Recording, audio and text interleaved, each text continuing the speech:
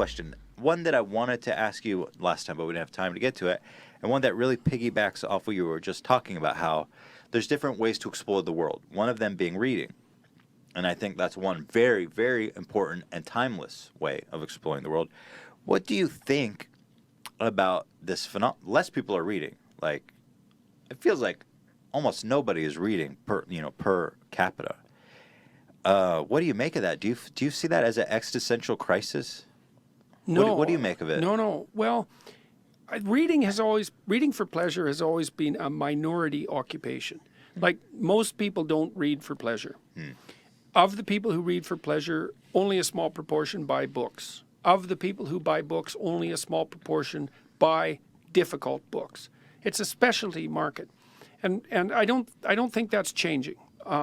What I do see happening, though, is that is being expanded in surprising ways by such things as YouTube videos and podcasts. So you can find the value in something like that is just as valuable as something you could possibly find in a book. Well, in your opinion. I think that the two technologies have their advantages and disadvantages. Right. The thing about a book that you can't get from a discussion is that a book is like a portrait as opposed to a photograph.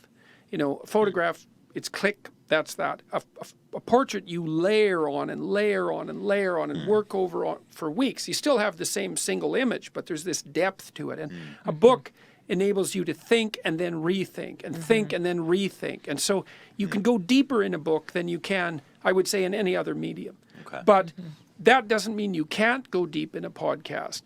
And it doesn't mean that there's no educational utility in podcasts. Plus, there's audiobooks, right? And Sure. people are listening to those Well, like that was mad. another Yeah. question. Do you think that audiobooks are just as valuable as books? Oh, sure. Just as Sure. good? Well, the thing is, if you can really read, you can read way faster than you can listen. So reading is more effective, except that, and this is what's cool about podcasts, and what's game-changing about them, I would say, is we can't read while you're driving. Yeah. You can't read while you're doing the dishes or exercising. And so all of a sudden with the podcast world, people have all this time that was used maybe listening to music, which is fine, right? But lots of people now are listening to like difficult podcasts. Yeah, educational ones. Yes, and long, detailed discussions about political issues that was never possible with television or even with radio for that matter. So, and people say, well, young people have a fragmented attention span. It's like, well, yeah, but Joe Rogan does 3-hour podcasts, and Right. those do just fine. And your Right. podcast is how long usually? Pretty long, 2 long, hours, yeah. generally. Yeah. Right. So that's not for a fragmented attention. Sure. So Yeah. no, I But think it's good. You're absolutely right. I think the number one person who listens to this podcast and podcasts in general are people who are occupied doing something else. Yep. Yep. And I think you're right. That's really valuable to be able to utilize that space. Definitely. It's found time. And so Right. that's why the podcast market, I think, has exploded. It's like, oh, look, I can make use of commuters. Right. People spend thousands of dollars a month in their time commuting. It's like, poof, all of a sudden you can make that.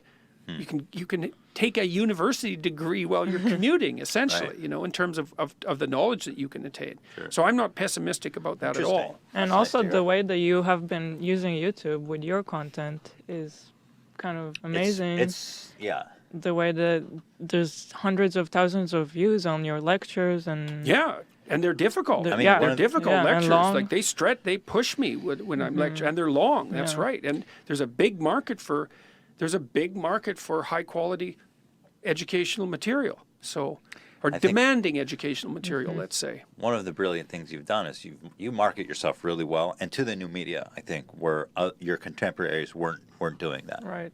And so you really broke new ground with that. And I mean, it's paid dividends for you, obviously. Yeah, well, it's part of my insane curiosity, and I've always learned. It's this same thing we were talking about 10 minutes ago. It's like, yeah. I've done a lot of different things in my life, and I've always felt like a complete idiot when I started doing them, because that's why Carl Jung said, for example, that the fool is the precursor to the savior. You have to be willing to be a fool to advance, because when you first move in your new direction, what the hell do you know? You're just a bumbling dimwit, but you won't be that for long. Yeah. That's the thing. Whereas if you stay in your little safe place, your little safe space, let's say, then, something will get you sooner or later. You can bloody well be sure of that. But temporarily you're safe. Well, that's not helpful. And so when I started, It started when I started talking to journalists. They would phone me and I would talk to them. And most of my colleagues they'd usually say something dismissive about journalists, like, well, they always get it wrong. It's like, well, first of all, there's no they. And what makes you think you're important enough to pay attention to anyways? And if they get it wrong, maybe it's because you didn't explain it very well. And the journalists would call and I'd talk to them. And well, then they'd offer me an opportunity. So I got an opportunity to go on a TV show. And I thought, oh, that's interesting. I'll go do that. And so I did that and it worked pretty well. And then I got an opportunity to do some more. And then I was on a regular on a TV panel news show in Ontario. And then I got this little 13-part series that they made out of my courses and started doing public lectures, and those all worked. And then I thought, oh, well, what the hell would happen if I put these on YouTube? There seems to be a market for them. But it was pretty amateurish. You think that whole journey started by just taking the call from that first journalist? Oh, sure. But taking it in a particular way. It was the same way that we're having this conversation. I thought, well, a journalist has a question. I'm not doing anything expedient. I'm not saying, well, you know, I'm hoping that something will come of this. I didn't have a specified goal in mind. I thought, let's have a conversation And let the be. chips fall where they will. Yeah.